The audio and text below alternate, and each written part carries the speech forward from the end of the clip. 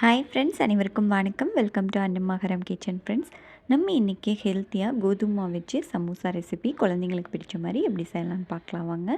டேஸ்ட்டும் நல்லாயிருக்கும், கண்டிப்பாக ட்ரை பண்ணி பாருங்கள். இப்போ வாங்க இந்த ரெசிபியை எப்படி செய்கிறதுன்னு பார்க்கலாம். அதுக்கு முன்னாடி நம்ம நண்பர்கள் எல்லாருக்கிட்டையும் ஒரு அன்பான வேண்டுகோள், நம்ம சேனலை ஃபஸ்ட் டைம் பார்க்குற நண்பர்களாக இருந்தால் மறக்காமல் சப்ஸ்கிரைப் பண்ணிவிட்டு பாருங்கள். இப்போ இதுக்கு ஒரு மிக்சிங் பவுல் எடுத்துக்கோங்க. அதில் 1.5 கப் அளவுக்கு கோதுமை மாவு சேர்த்துக்கலாம். இதுக்கு தேவையான அளவு உப்பு கொஞ்சம் சேர்த்துக்கோங்க. ஒரு 1/4 டீஸ்பூன் அளவு சேர்த்துக்கலாம். இப்போ வந்து நான் 2 டீஸ்பூன் அளவுக்கு நெய் வந்து நல்லா சூடு பண்ணி எடுத்துருக்கேங்க. அதை சேர்த்து நல்லா கலந்து விட்டுக்கலாம். நெய் வந்து சூடு பண்ணிவிட்டு சேர்க்கும்போது நம்மளுக்கு நல்லா கிறிஸ்பியாக கிடைக்குங்க. உங்களுக்கு நெய் வேண்டாட்டி நீங்கள் எண்ணெய் கூட நல்லா சூடு பண்ணிவிட்டு சேர்த்துக்கலாம். இப்போ இதை வந்து நல்லா இந்த மாதிரி கலந்து விட்டு எடுத்துக்கலாம். இப்போ கொஞ்சம் கொஞ்சமாக தண்ணி சேர்த்து இதை வந்து நல்லா சாஃப்டாக பிசைஞ்சு எடுத்துக்கோங்க. குழந்தைங்க சமோசா கேட்கும்போது இந்த மாதிரி ஹெல்த்தியாக வீட்லேயே நீங்கள் வந்து அடிக்கொருக்கா செஞ்சு கொடுக்கலாங்க. கடைகளில் வாங்குறது வந்து நம்மளுக்கு மைதா சேர்த்துருப்பாங்க. வீட்லேயே செய்யும்போது நம்ம ஹெல்த்தியாக இந்த மாதிரி செய்யலாம். இப்போ இதை வந்து நல்லா சாஃப்டான மாவாக பிசைஞ்சு எடுத்துக்கோங்க. இப்போ இது பிசைஞ்சு எடுத்தாச்சு. இதுக்கு மேலே கொஞ்சமாக எண்ணெய் தடவி விட்டுக்கலாம். அப்போ தான் நம்மளுக்கு காயாமல் இருக்கும். இதை வந்து ஒரு 15லேருந்து 20 நிமிஷம் நம்ம அப்படியே விட்டுறலாங்க. மாவு வந்து இன்னுமே நம்மளுக்கு நல்லா சாஃப்டாகும். இப்போ இது ஒரு 20 நிமிஷம் இருக்கட்டுங்க. இப்போ பாருங்கள், ஒரு 20 நிமிஷம் ஆயிடுச்சு. மாவும் நல்லா சாஃப்ட் ஆயிடுச்சு பாருங்கள். இப்போ இதை வந்து நம்ம உருண்டை பிடிச்சு எடுத்துக்கலாம். கொஞ்சம் பெரிய உருண்டையாகவே பிடிச்சு எடுத்துக்கோங்க. இதை வந்து நம்ம கோதுமை மாவில் டிப் பண்ணி நல்லா தேய்ச்சி எடுத்துடலாம். உங்களுக்கு எந்த அளவுக்கு மெல்லிசாக உருட்டி எடுக்க முடியுமோ அந்தளவுக்கு நல்லா தேய்ச்சி எடுத்துக்கோங்க. டேஸ்ட் வந்து கொஞ்சம் டிஃப்ரெண்ட் வருங்க, நம்ம மைதா மாவில் சாப்பிட்ற சமோசாவுக்கும் கோதுமை மாவில் சாப்பிட்ற சமோசாவுக்கும். ஆனால் இது ஒரு டேஸ்ட்டாக வந்து நல்லாயிருக்கும். கண்டிப்பாக ட்ரை பண்ணி பாருங்கள். இப்போ பாருங்கள், நம்ம நல்லா தேய்ச்சி எடுத்தாச்சு. இதே மாதிரி எல்லாத்தையுமே தேய்ச்சி எடுத்துக்கோங்க. இப்போ இதை நம்ம லைட்டாக வந்து சுட்டு எடுத்துக்கலாம். நம்ம சப்பாத்தி மாதிரி சுட வேண்டியதில்லை, நம்மளுக்கு கொஞ்சம் சூடு பண்ணி எடுத்துக்கலாங்க. அப்போ தான் நம்மளுக்கு வந்து உள்ளே இருக்கிற லேயர் வந்து வெந்துடும். நம்ம பொரிச்சு எடுக்கும்போது நல்லா எல்லாமே வந்து ஈவனாக வெந்து வந்துடும். நம்ம இந்த மாதிரி சுட்டு எடுக்காமல் செஞ்சோம்னா உள்ளே இருக்கிற லேயர் வந்து வேகாத மாதிரி இருக்கும். அதுக்காக தான். நம்மளுக்கு இந்த அளவுக்கு வந்ததுக்கப்புறமா நம்ம எடுத்துக்கலாங்க. பாருங்கள், லைட்டாக நம்மளுக்கு வேலை வந்து இதாக இருக்குது. அந்த மாதிரி வந்ததுக்கப்புறம் நம்ம எடுத்துக்கலாம். இதே மாதிரி எல்லாத்தையும் சுட்டு எடுத்து வச்சுருங்க. இப்போ இதுக்கு நம்மளுக்கு மசாலா ரெடி பண்ணி எடுத்துக்கலாம். நான் வந்து 2 பெரிய வெங்காயம் கொஞ்சம் பொடியாக கட் பண்ணி வச்சுருக்கேங்க. அது வந்து நல்லா ஒன்றோட ஒன்று ஒட்டாமல் உதிர்த்து எடுத்துக்கோங்க. இப்போ இது கூடவே 1/2 டீஸ்பூன் அளவுக்கு இஞ்சி பூண்டு விழுது, 1 டீஸ்பூன் அளவுக்கு கொத்தமல்லி பொடி, 1/4 டீஸ்பூன் அளவுக்கு சீரகப்பொடி, உங்கள் காரத்துக்கு தகுந்த மாதிரி மிளகாய் பொடி சேர்த்துக்கோங்க. கொஞ்சமாக மஞ்சள் பொடி சேர்த்துடலாங்க. 1/4 டீஸ்பூன் அளவுக்கு கரம் மசாலா, பொடியாக கட் பண்ண கொத்தமல்லி தழை சேர்த்துக்கோங்க. கொஞ்சமாக புதினா இலை சேர்த்துக்கோங்க. அதிகமாக சேர்க்க வேண்டாம், ஃப்ளேவருக்காக மட்டும் கொஞ்சமாக சேர்த்துக்கோங்க. கொஞ்சமாக உப்பு சேர்த்துக்கலாம். கொஞ்சமாக பொடியாக கட் பண்ண கருவேப்பிலை இலை சேர்த்துக்கோங்க.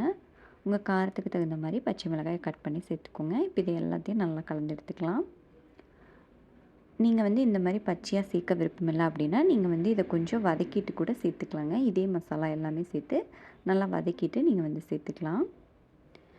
இப்போ இது இருக்கட்டும். நம்ம ரெடி பண்ணி வச்சுருந்த லேயர் வந்து நம்ம இப்போ கட் பண்ணி எடுத்துடலாம். ஒவ்வொரு பகுதிகளில் நல்லா கட் பண்ணி எடுத்துக்கோங்க. நம்ம கட் பண்ணுறதை வந்து வேஸ்ட் பண்ண வேண்டாங்க. இதை எல்லாத்தையும் நம்ம சிப்ஸ் மாதிரி பொரித்து எடுத்துக்கலாம். இப்போ இது இருக்கட்டும், நான் அதையே எப்படி செய்கிறதுன்னு காமிக்கிறேங்க. நீங்கள் வந்து 2 எட்ஜஸ் தான் கட் பண்ணியிருக்கேன். நீங்கள் வந்து பேலன்ஸ் இருக்கிற 2 எட்ஜஸ் கூட கட் பண்ணி எடுத்துக்கலாங்க வேணும்னா. நான் வந்து அதை கட் பண்ணலை. நீங்கள் வந்து ரெக்டாங்குலர் மாதிரி கட் பண்ணி கூட நீங்கள் வந்து எடுத்துக்கலாம்.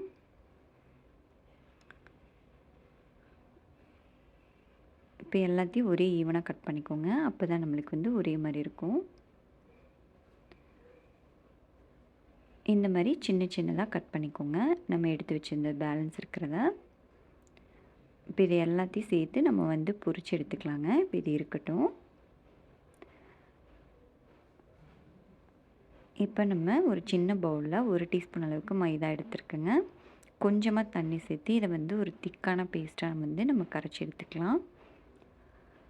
இப்போ இது இருக்கட்டும். இப்போ நம்மளுக்கு எல்லாமே ரெடி ஆயிடுச்சு. நம்ம வந்து சமோசாவாக செஞ்சு எடுத்துக்கலாங்க.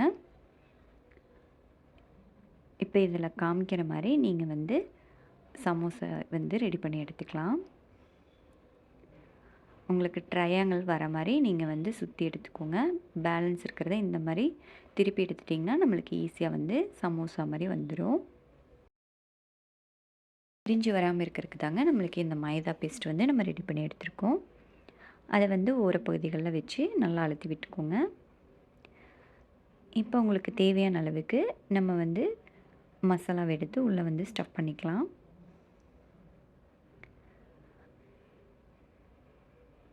இப்போ இதுலேயும் நம்ம வந்து எட்ஜஸ் வந்து மைதா பேஸ்ட் வச்சு நம்ம வந்து தடவி விட்டுட்டு நம்ம வந்து ஃபுல்லாக அழுத்தி விட்டுக்கலாங்க.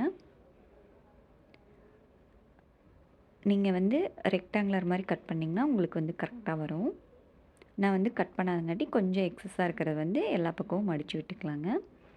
நம்ம கோதுமை மாவு தான் சேர்த்துருக்கோம், அதனால் வந்து எந்த இதுவும் இல்லை, நம்ம ஃபுல்லாகவே மடித்து விட்டுக்கலாம். இதையும் இந்த மாதிரி எக்ஸஸாக இருக்கிறத மடித்து விட்டுக்கோங்க.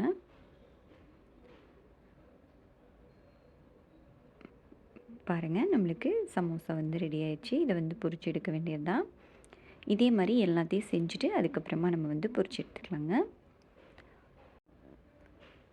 இப்போ பாருங்கள், இதே மாதிரி எல்லாத்தையும் செஞ்சு எடுத்துக்கோங்க. ஈஸியாக தான் இருக்கும், ரொம்ப கஷ்டமெல்லாம் இருக்காதுங்க.